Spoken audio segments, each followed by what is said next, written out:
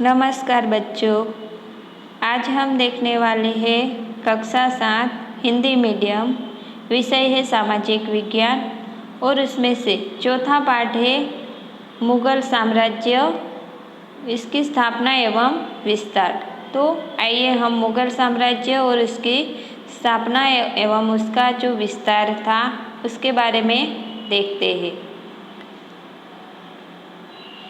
ये जो यहाँ पर चित्र दिया है तो ये मुगल स्थापत्य की एक झलक है कि उस समय उसकी कला और स्थापत्य किस तरह से था। तो यहाँ पर ये चित्र दिखाया है। पाठ का अभ्यास करते हैं और हम इसके बारे में जानते हैं। 15 अगस्त था, विद्यालय में स्वतंत्रता दिन मनाया गया। प्रतीक ने घर आकर टीवी चालू किया तो उसने यह दृश्य देखा कि लाल किले पर तिरंगा लहरा रहा था। कि आज 15 अगस्त था तो प्रतीक अपने विद्यालय में गया था, वहाँ पर स्वतंत्र दिन मनाया गया और वह घर आकर टीवी चालू करता है तो वह दृश्य देखता है कि लाल किले पर तिरंगा लहरा रहा था। उसे लाल किले के अलग अलग दृश्य भी देखने को मिले। दूसरे दिन उसने कक्षा अध्यापक से लाल किले के बारे में पूछा। कक्षा अध्यापक ने लाल किला तथा उस समय के अन्य स्थापत्य के चित्र इंटरनेट से प्राप्त कर विद्यार्थियों को बताया। उन्होंने चित्र बताते समय यह बताया कि ये स्थापत्य मुगल शासन काल के हैं। चलिए आज आपको मुगल शासन के बारे में बताता हूँ। कि प्रतीक दूसरे दिन फिर अपने स्कूल में जाकर वह अपने कक्षा अध्यापक से लाल किले के बारे में पूछता है तो उनका जो अध्यापक है वो इंटरनेट से अन्य ऐसे स्थापत्य के चित्र निकालकर विद्यार्थियों को सबको बताते हैं और उन्हें कहते हैं कि ये जो सब स्थापत्य है वो मुगल शासन काल के हैं। तो उन्हें वह अब मुगल शासन काल के बारे में बताते हैं। दिल्ली में जब इब्राहिम लोदी का शासन था तब अफगानिस्तान के काबुल में बाबर का शासन चलता था। बाबर मुगल वंश का शासक था। उसने इसी सन 1526 में दिल्ली पर आक्रमण किया। पानीपत के मैदान में बाबर की तोपों से सज्ज सेना के विरुद्ध इब्राहिम लोदी की हार हुई। दिल्ली पर सल्तनत युग जो है वो समाप्त हुआ और मुगल शासन शुरू होता है। कि वहाँ पर बाबर के तोपों से सज्ज सेना के विरुद्ध इब्राहिम लोदी जो है वो हार जाता है और दिल्ली सल्तनत पर ये जो युग था वो ख़त्म होता है और मुगल शासन की शुरुआत होती है। प्रारंभ में मुगलों की सत्ता दिल्ली के आसपास के विस्तारों में थी। पहले तो मुगलों की सत्ता दिल्ली के आसपास के विस्तारों में ही थी। बाबर ने कुछ और प्रदेशों में जीत हासिल की। उसके बाद के शासकों के शासन के दरमियान धीरे धीरे मुगल सत्ता का विस्तार होता है। कि बाबर क्या करते हैं कि कुछ और प्रदेश भी जीत लेते हैं और उसके बाद वो शासन के दरमियान वह मुगल सत्ता का विस्तार बन जाता है।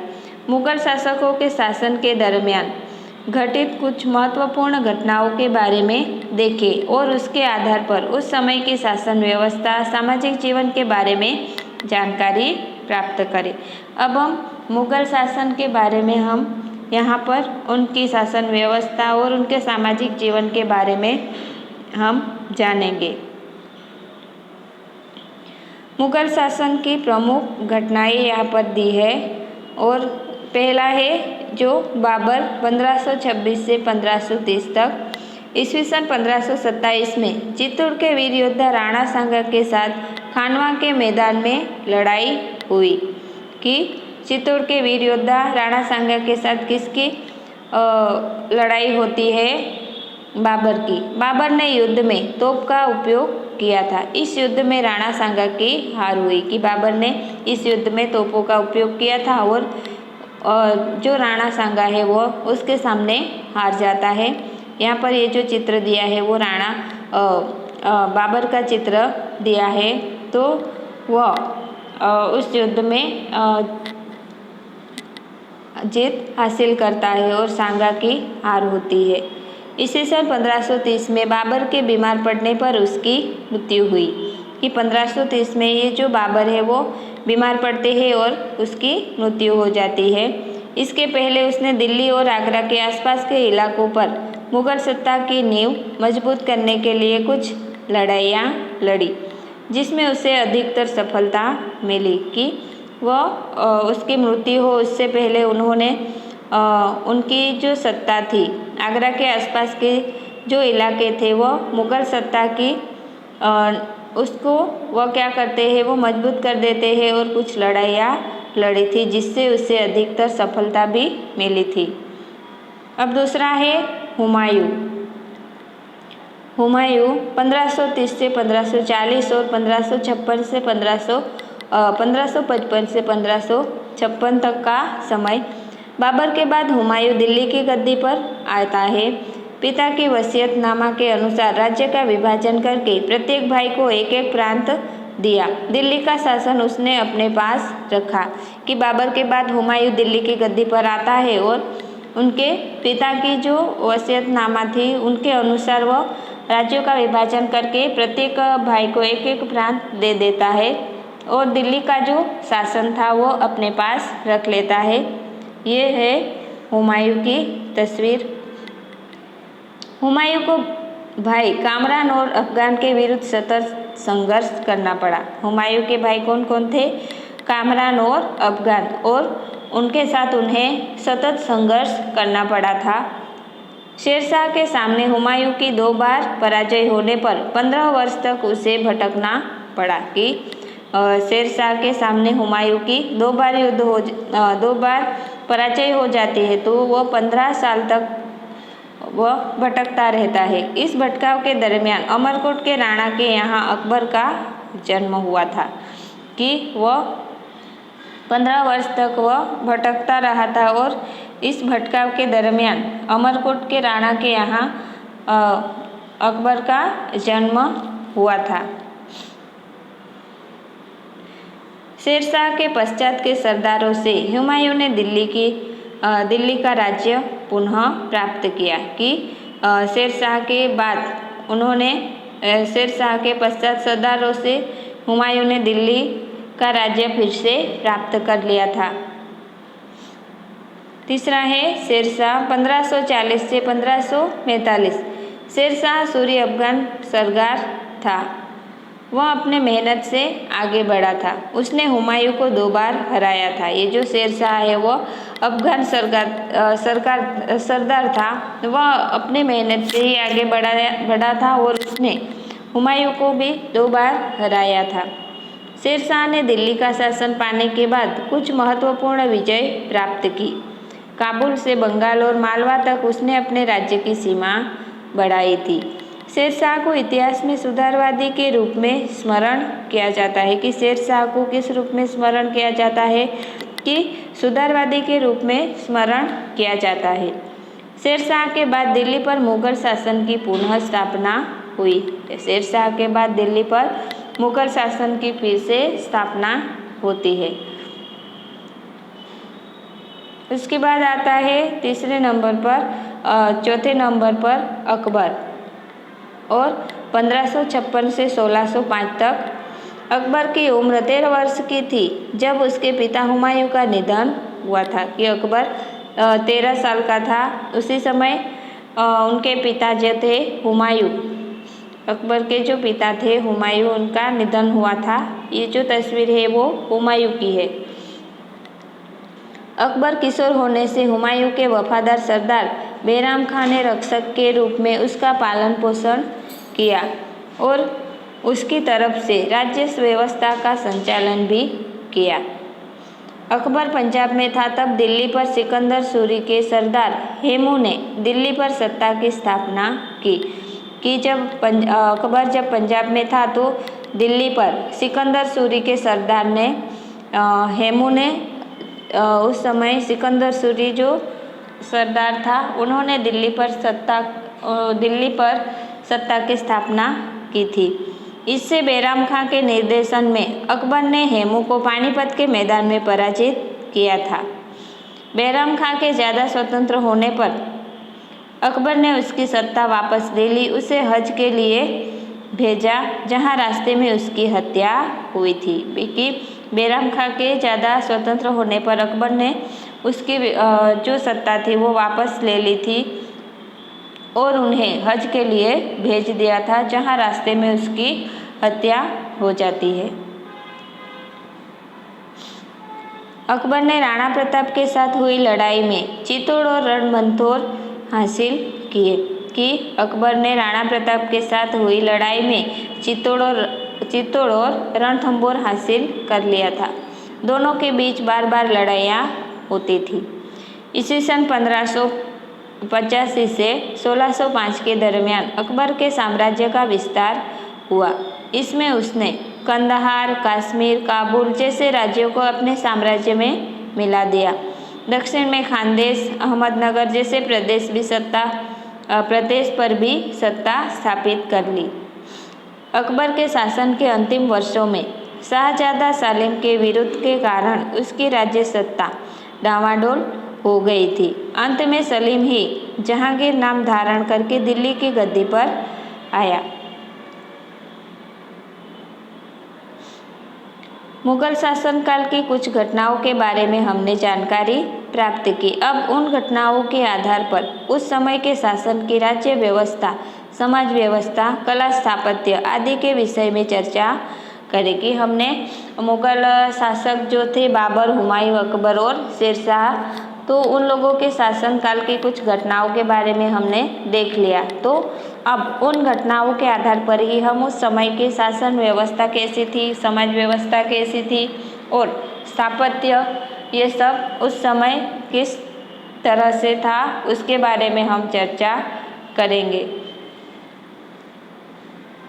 मुगलों का अन्य शासकों के साथ संबंध। कि मुगल वंश जो था तो उन्होंने अन्य शासकों के साथ कैसे संबंध थे उसके बारे में हम पहले देखते हैं।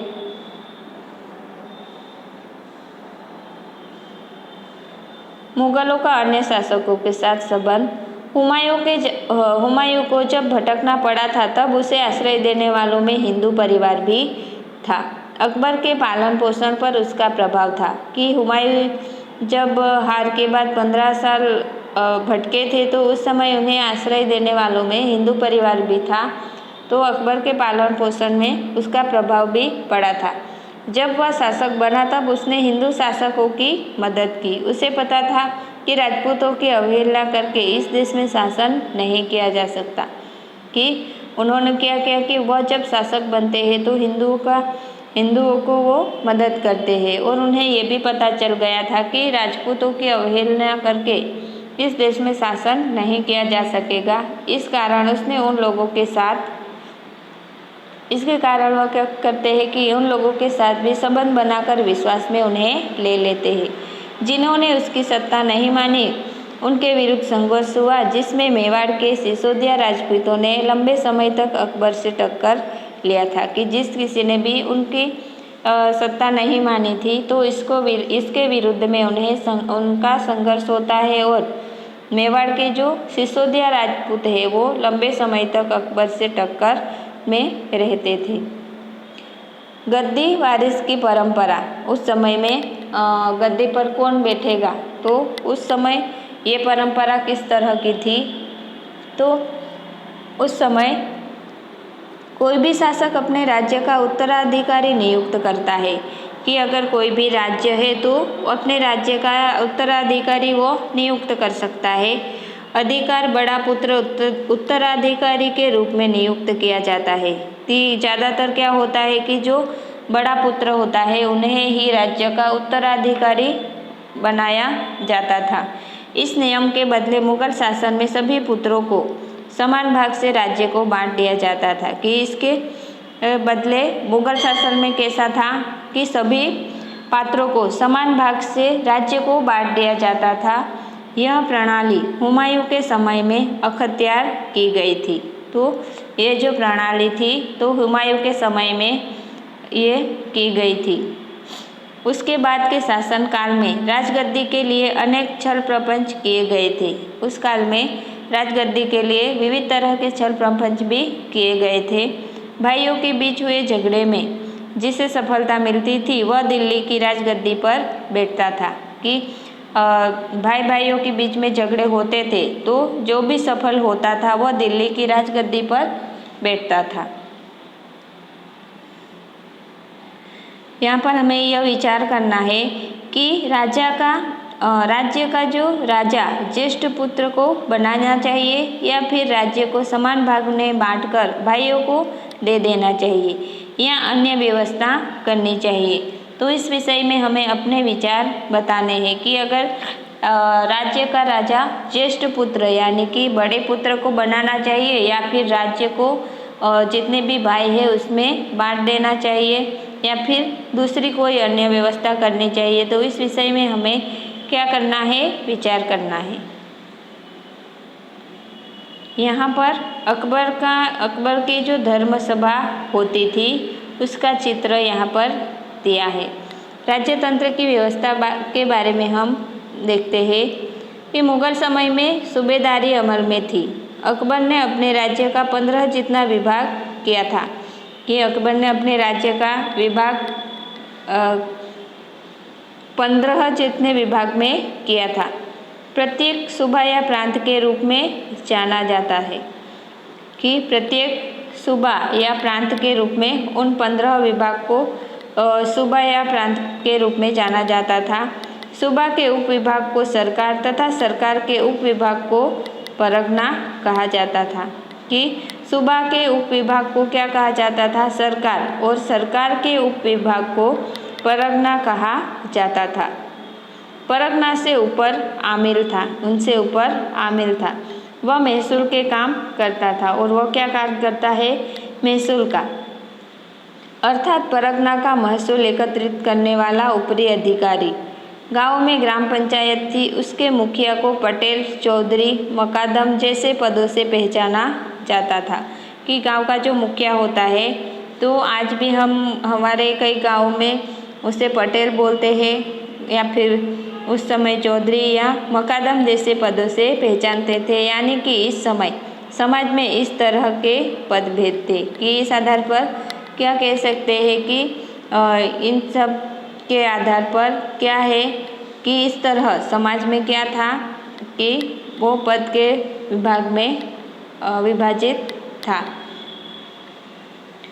इसके आधार पर विचार करना है कि वर्तमान राज्य व्यवस्था में देश से गांव तक पद व्यवस्था किस प्रकार रची गई है। कि उस समय ऐसी व्यवस्था थी तो अभी वर्तमान में ये जो वर्तमान की राज्य व्यवस्था है वो देश में गांव तक पद व्यवस्था किस प्रकार रची गई है उसके बारे में हमें विचारना है। अकबर के समय में राज्य में यात्रा कर बंद कर दिया गया था। कि राज्य में यात्रा कर कब बंद हुआ कि अकबर के समय में जो ये यात्रा कर है वो बंद कर दिया गया था। यात्रा कर बंद होने के कारण भारत के कुछ तीर्थ स्थलों पर लोगों की भीड़ रहती थी। मुगल वंश के सभी शासकों में अकबर को सहिष्णु और उदार शासक माना जाता है। कि मुगल वंश के सभी शासकों में अकबर को ही सहिष्णु और उदार शासक के बारे में माना जाता था। वह हर शुक्रवार को सिकरी के इबादत खाने में धर्म सभा रखता।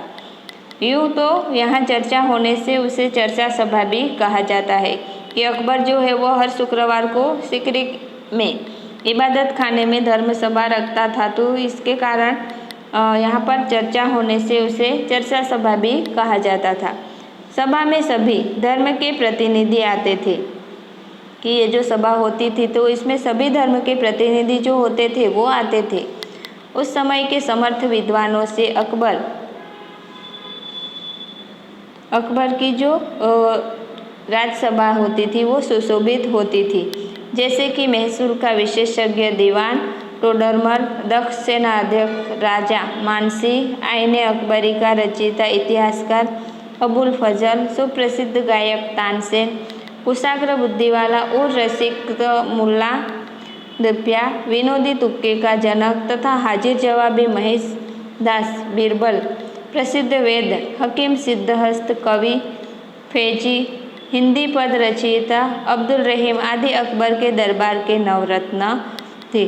तो यहाँ जो नाम लिखे वो अकबर के दरबार के क्या थे, ये सभी नवरत्न थे, यानी कि उन्हें नवरत्नों की तरह माना गया है। यहाँ पर हमें यह जानकारी देखनी है कि मुगल कालीन और उनके पद। दीवान जो होता है उसका कार्य क्या था कि महसूल व्यवस्था का सर्वोच्च अधिकारी होता था, उन्हें दीवान कहते हैं। उसके बाद है बख्शी, वृत्त संबंधी अधिकारी। सदर, धर्मादा, सदाव्रत इत्यादि पर ध्यान रखने वाला अधिकारी, उसे सदर कहते हैं। काजी यानी कि न्यायाधीश। फौजदार यानी कि सरकार का ऊपरी अधिकारी। कोतवाल, कानून एवं व्यवस्था संभालने वाला अधिकारी, उसे कोतवाल कहते हैं। उसके बाद है मीरे बहार, बंदरगाह, जकात, जहाज पर नियंत्रण तथा उसका दान वसूली करने वाला जो होता है उसे मीरे बहार कहते हैं। सेनापति, शाही सेना का प्रधान। सेनापति लगभग सहसा स्वयं रहता है, कि सेनापति कौन होता है कि प्रधान लगभग वहाँ का जो शहंशाह होता है वो खुद ही रहता है। शेरशाह के सुधार। अब इन सब में शेरशाह के सुधार किस तरह के थे उसके बारे में देखते हैं कि दिल्ली पर शेरशाह का शासन 5 वर्ष तक रहा था, कि दिल्ली पर शेरशाह ने 5 वर्ष तक अपना अधिकार किया था। इस अल्प अवधि में उसने अनेक सुधार किए थे। शेरशाह को एक योद्धा के रूप में नहीं बल्कि एक सुधारक के रूप में याद किया जाता है। उसने जमीन के प्रकार और उत्पादन के औसतः से जमीन महसूल के दर का ढांचा टोडरमल की सहायता से तैयार किया था। शेरशाह की यह महसूल पद्धति अकबर ने अपनाई थी, कि ये जो महसूल पद्धति है तो वह इसने अपनाई थी। शेरशाह की जो ये महसूल पद्धति थी वो अकबर ने अपनाई थी। राज्य में सरलतापूर्वक माल सामान का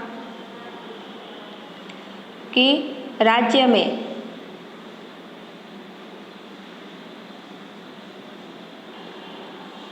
शेरशाह की जो यह महसूल पद्धति थी वह अकबर ने अपनाई थी, और राज्य में सरलतापूर्वक माल सामान का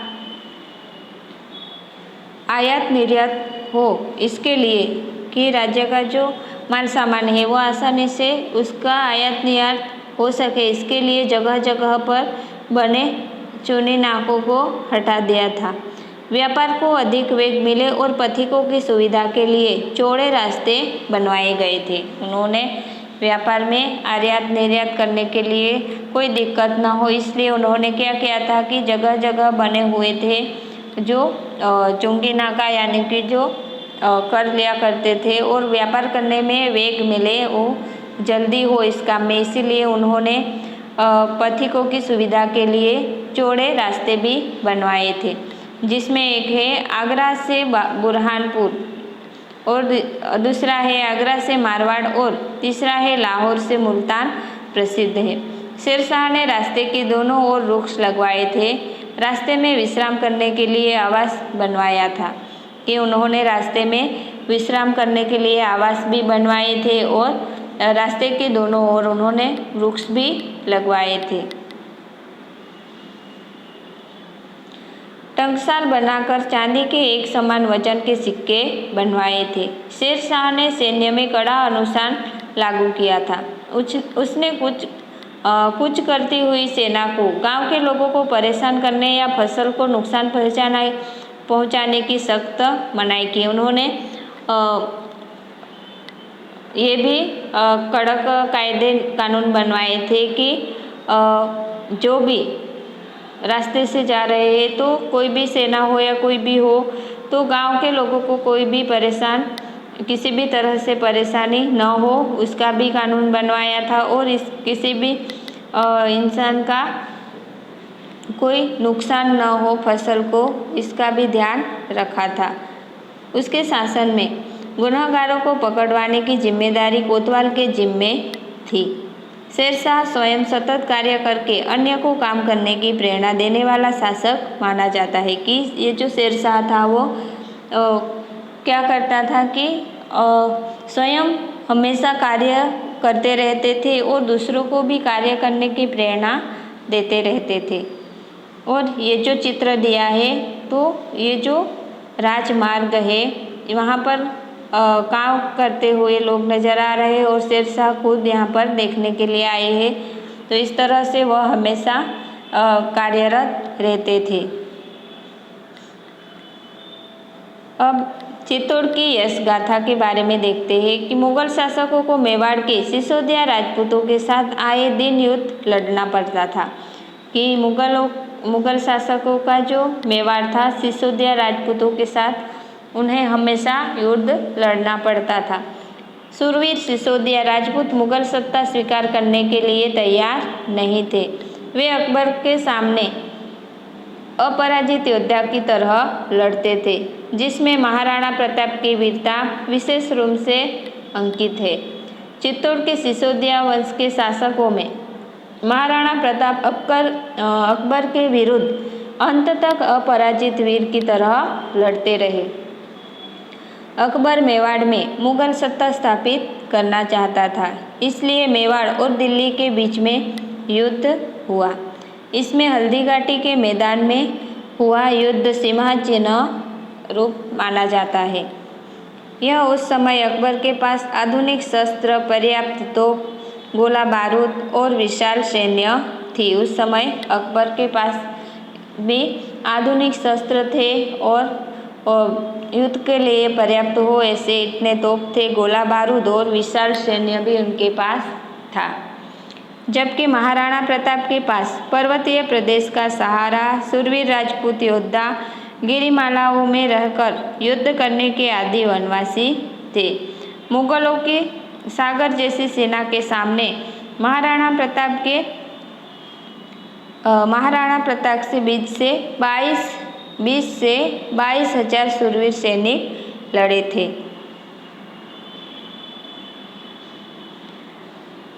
हल्दी घाटी के मैदान में हुए इस युद्ध ने महाराणा प्रताप और चेतक घोड़े को अमर बना दिया था। हल्दी घाटी का जो युद्ध था, इस युद्ध में महाराणा प्रताप और उनका जो घोड़ा था उसका नाम था चेतक, तो उन दोनों को इस युद्ध ने अमर बना दिया है। राणा प्रताप के चेतक घोड़े को प्रशिक्षण देकर तैयार किया गया था।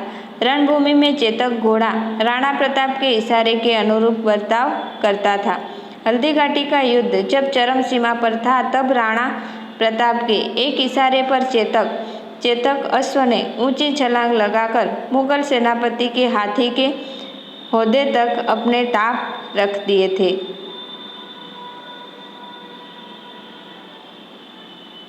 राणा ने भाले से वार किया, किंतु हाथी के ऊपर के होदे ने सेनापति को बचा लिया। ऐसे अनेक प्रसंगों का उल्लेख मिलता है। ऐसे अनेक युद्ध वर्णन हल्दी घाटी से जुड़े हुए हैं। ऐसा कहा जाता है कि जब राणा प्रताप गिर गए थे, तब एक सरदार ने घायल राणा प्रताप का छत्र अपने सिर पर रखकर मुगल सैनिकों को भरमाया था। घायल राणा प्रताप को उनके अश्व ने रणभूमि से बाहर ले जाकर बचाया था। ऐसे अनेक बातें राणा प्रताप और अकबर के साथ जुड़ी हुई है। अकबर के साथ हुए युद्ध में राणा प्रताप की सेना हार गई, किंतु वे हिम्मत नहीं हारे। कि अकबर के साथ युद्ध होता है तो इसमें राणा प्रताप की जो सेना है वो हार जाती है, परंतु वो हिम्मत नहीं हारते हैं। उनकी हिम्मत अडिग रही। वे जंगलों में भटके, अनेक मुश्किलों का सामना किया, किंतु अपनी हिम्मत नहीं हारी। वे मुगलों के विरुद्ध हिम्मत नहीं हारे। जैन व्यापारी भामाशाह के आर्थिक मदद करने पर राणा प्रताप ने सैन्य शक्ति एकत्रित करके पुनः मुगलों से युद्ध लड़े। चित्तौड़ के सिवाय सभी किले जीत लिए और जब तक चित्तौड़ मिलेगा नहीं तब तक पलंग पर सोऊंगा नहीं। कि उन्होंने क्या किया था कि चित्तौड़ के सिवाय सभी किले जीत लिए थे और उन्होंने क्या कहा था कि जब तक चित्तौड़ मिलेगा नहीं तब तक पतंग पर पलंग पर सोऊंगा नहीं, ऐसी प्रतिज्ञा उन्होंने ली थी और ये जीवन के अंत तक उन्होंने निभाई भी थी। तो यहाँ पर ये पाठ पूरा होता है। आप लोगों को इस पाठ का अभ्यास करना है, अच्छे से पढ़ना है और यहाँ पर स्वाध्याय दिया है, इसमें प्रश्न दिए हैं तो वो आप लोगों को अपनी कॉपी में लिखने हैं।